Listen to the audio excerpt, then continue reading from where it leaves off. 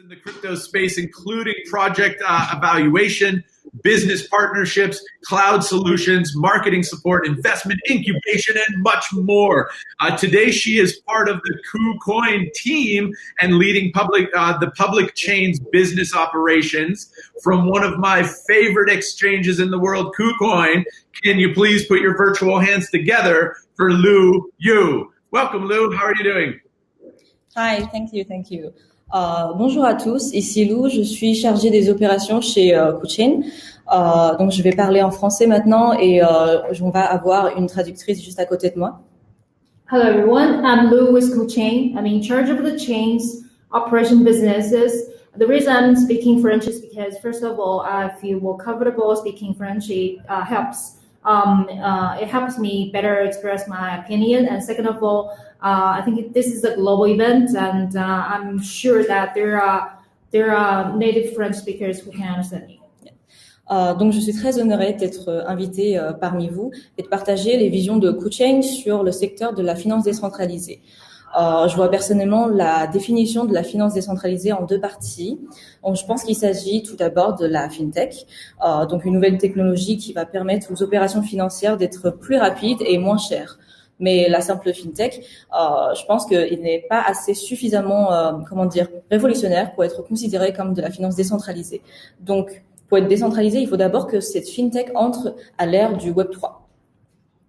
It's a great honor to be invited here together with so many excellent fellow speakers, and it's a great opportunity to share my humble opinion on DeFi with you guys. So as my topic, FinTech on Chain for DeFi started. DeFi is for starter featured as financial technology, a new technology that allows financial operations to become faster and cheaper.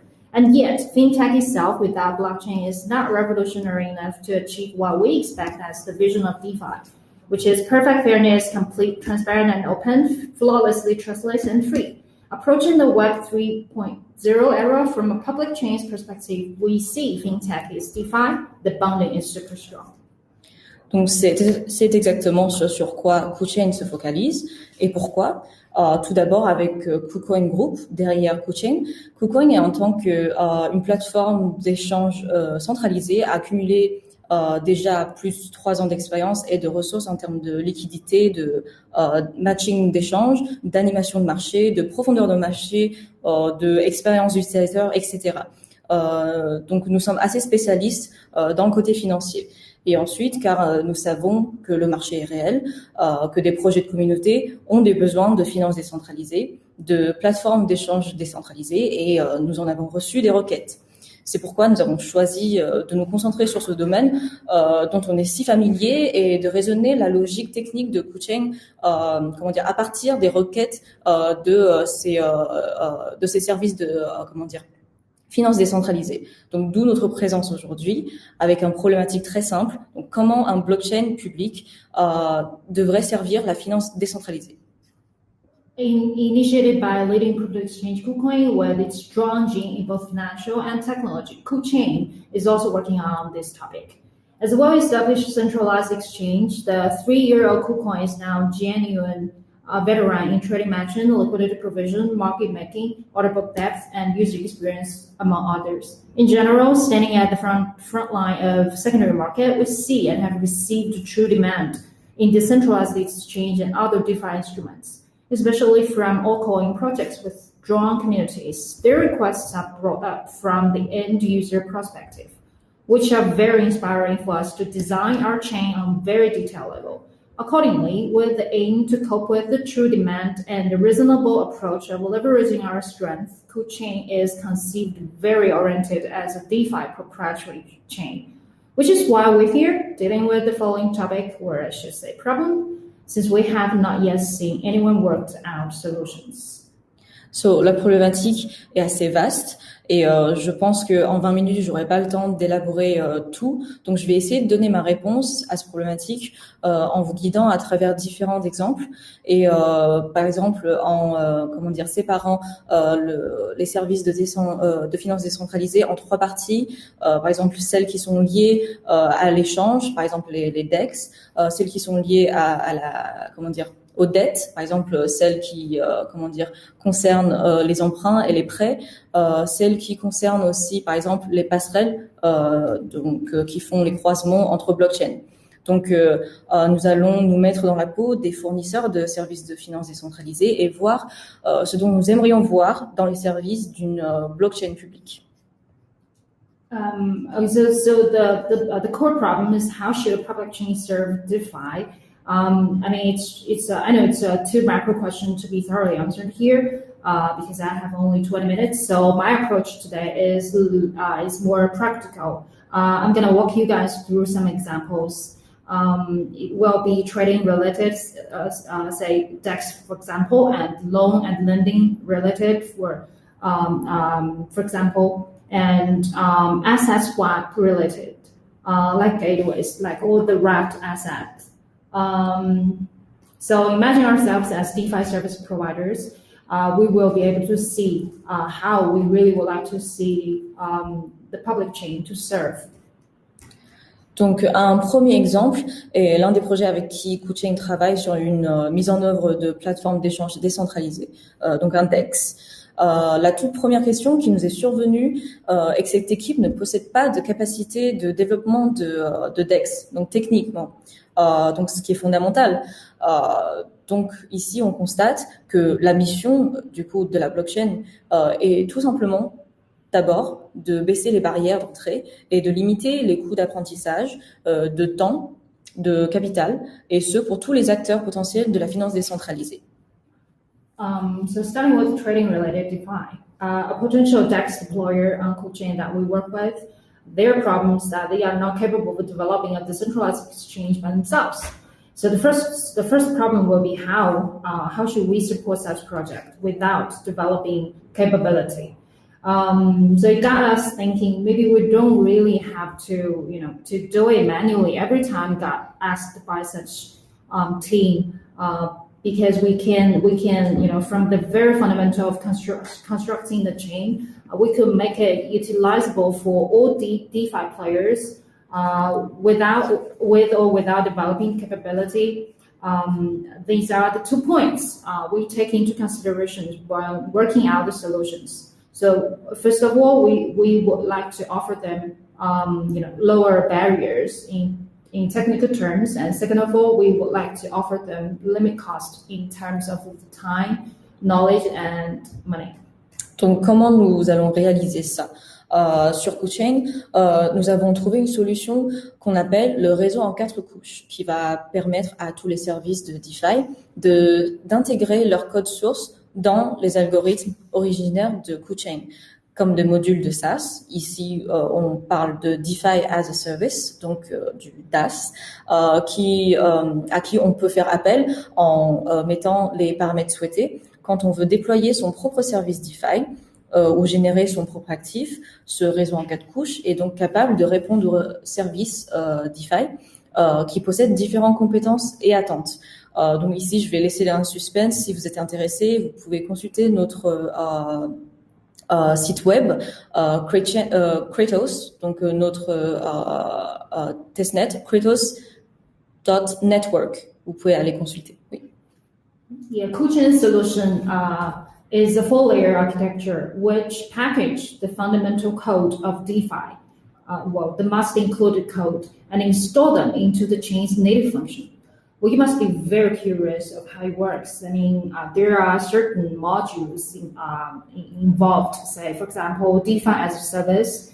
But let me leave a cliffhanger here. Please connect later at our booth for the info, or you can right now search kratos.network for more information. Donc la deuxième question que nous avons rencontrée est celle de la liquidité, car comme nous le savons toutes les plateformes d'échange décentralisées font souvent face à la manque de liquidité. Donc nous avons peut-être tendance à penser que c'est leur propre problème, mais on oublie souvent que la blockchain, en tant que fournisseur de services, pourrait aussi jouer un rôle dans la solution. Donc la solution que nous avons trouvée chez KuChain, c'est qu'on a intégré dans la couche 3 de KuChain, dont j'ai mentionné plus haut, nous avons intégré les algorithmes d'un module LSP de Liquidity Sharing Protocol, donc un protocole de partage de liquidité, que tous les DEX de KuCoin pourront choisir de faire appel et partager du coup cette même liquidité. Et donc on espère voir dans le futur une sorte de formation de DEX Cloud sur KuCoin. The second problem DEX operators now often have is liquidity deficiency. From where we stand, I can hardly blame DEX operators only. Rather, we think the chain as a fundamental tech service provider is also part of the key. Therefore, we come up with LSP, Liquidity Sharing Protocol. This protocol is embedded on the very top layer of KuCoin's four-layer architecture. And the DEX deployers, they can call for this module flexibly. And the beauty of LSP is that it's natively embedded on KuCoin, which means once it's coded, it's there forever, always standby for all the DEX deployed on KuCoin to call. And that pictures us an even grander future, which is DEX Cloud.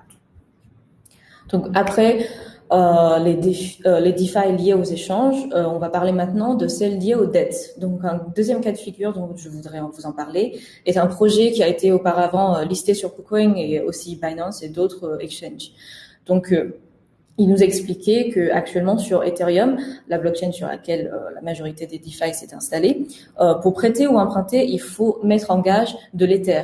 Et de plus, les frais de gaz sont extrêmement élevés. Cet inconvénient dans les opérations d'emprunt ou de prêt se traduit donc par une multitude de démarches à faire, comme devoir acheter de l'Ether sur une plateforme centralisée et puis transférer le tout dans un portefeuille sur les Ethereum pour suivre les démarches décentralisées, etc.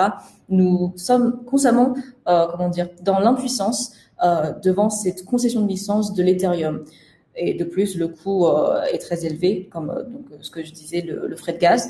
Donc, je pense qu'ici, tout le monde le sait, j'ai pas besoin de l'élaborer. The second real-world case is a loan-related DeFi, which we got from a project that was previously listed on KuCoin. This project is modeling its own lending DeFi product on Ethereum. Well, given the popularity of DeFi, the Ethereum network resource, the computing power is now obviously in short supply, which makes the following two obstacles even more serious. The first one will be inconvenience. I mean, for end users, they suffer from tedious steps when calling the DeFi smart contract, and they also suffer from the inconvenience that the smart contract asks them to hold ETH first before they borrow ETH, which is really, I shouldn't say ridiculous, but it's really, it's complicated. And the second one will be cost. I mean, we all know that it's the cost is so high, and I don't think I need to elaborate here at all. Donc, nous considérons dans l'équipe de KuCoin que chaque projet représente une forme de consensus et que tous pourront construire leur opération sur KuCoin à un coût suffisamment limité.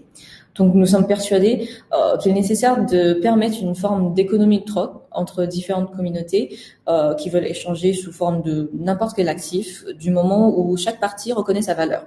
Ainsi de limiter du coup ou voire éliminer le monopole d'un intermédiaire dominant qui déciderait quel actif fort servirait d'équivalent général pour payer les frais de transaction et ainsi du coup monopoliserait la liquidité. So it got us thinking, if we do have faith in a decentralized enough world, we should respect that every individual project represents an individual consensus. And we do believe in such freedom on KuCoin. And we will protect such freedom by supporting those projects with very low cost in terms of time, money, manpower, as well as technology. With such free will, different assets backed by different communities will be able to swap assets easily without being exploited by monopolists who choose payment methods that only benefit the big guys, and ultimately take advantage of the communities by taking the liquidity generated by the community themselves. Donc, pour que les services DeFi puissent briser ces limitations et permettre aux utilisateurs finaux d'opérer plus facilement, KuCoin a d'abord pensé à fournir dans sa technologie fondamentale la possibilité pour que les DeFi, d'engager leur propre étalon, Puis pour pousser cette idée un peu plus loin, nous avons également pensé à inclure les animateurs de marché automatiques qui vont aussi permettre aux DeFi de payer les frais de gaz avec leurs propres actifs, ce qui va considérablement diminuer leurs coûts d'opération. So with the hub being said, coming up with the solution is like an active flowing natural course. KuChain will accept the project's token as deposit to deploy DeFi. So this will not only free the value taken by the monopolists and the limited financial instruments provided by the big guys, but will also benefit the end users. And on top of the basic DeFi services, KuChain will also include on-chain automated market making in its source code, expanding the use case scenarios of projects' own token from lending to trading and swapping. So obviously, the whole point is about widening the accessibility of the chain. So for on-chain developers and application deployers, KuChain do not plan to charge a lot, especially for early-stage teams. Et maintenant vient au troisième type de DeFi, celle liée à la conversion de la nature des actifs. Cette fois, nous n'avons pas un cas de figure, mais tous les cas de services de DeFi avec qui nous avons discuté. Quand nous parlons de la finance, nous parlons d'actifs, de leur création, transaction, conversion, discussion, etc. Donc la blockchain publique existant manque souvent de diversité d'actifs, de possibilités de consensus croisés. Et les DeFi et DEX sont limités dans leur scénario et business model. The third case is cross-chain asset gateway, which is actually a group of cases we've been researching and speaking with. I mean, the unsolved cross-chain or true interoperability problem, which is yet to be unpuzzled. We plan to solve it. And we see the problem that the existing public chains are not yet able to be truly address this problem. DeFi's and DEXs are limited in their scenarios and business models due to this very attitude.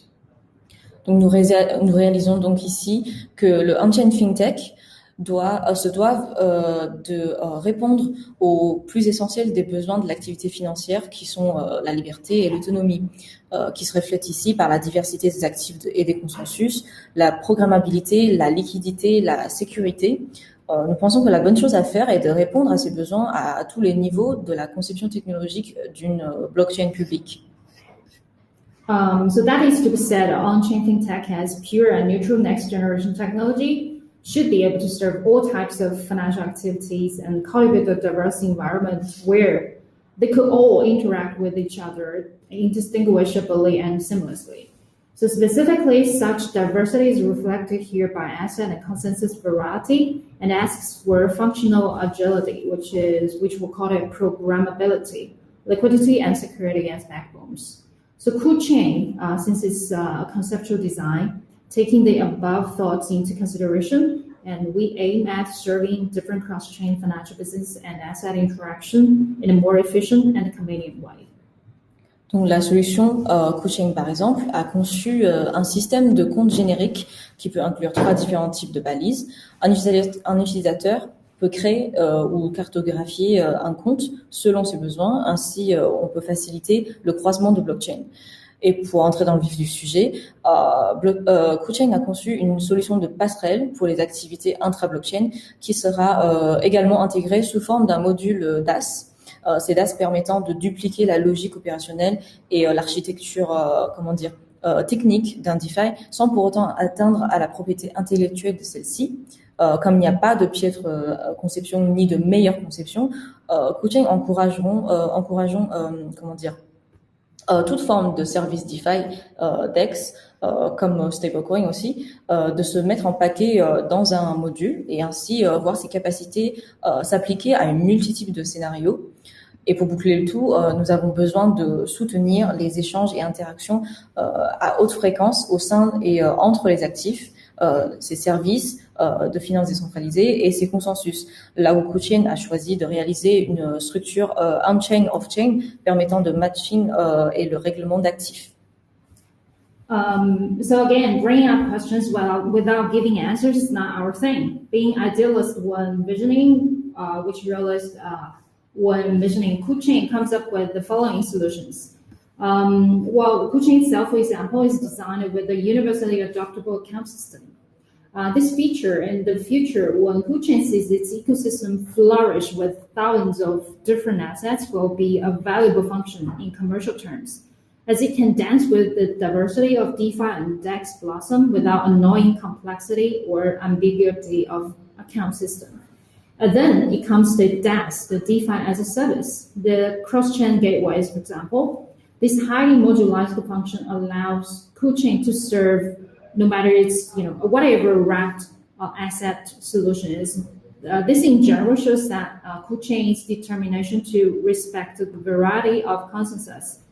The ones prefer, say, WBTC solution, for example, they could call modules ABC, while the ones go for TBTC, for example, they just call XYZ. So no need for them to hate each other.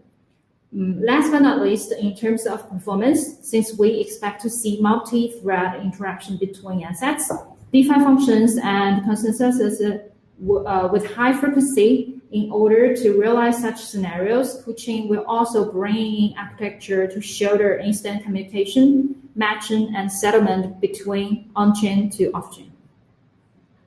Donc ici, pour répondre à la question dans l'introduction, comment une blockchain publique devrait servir à la finance décentralisée?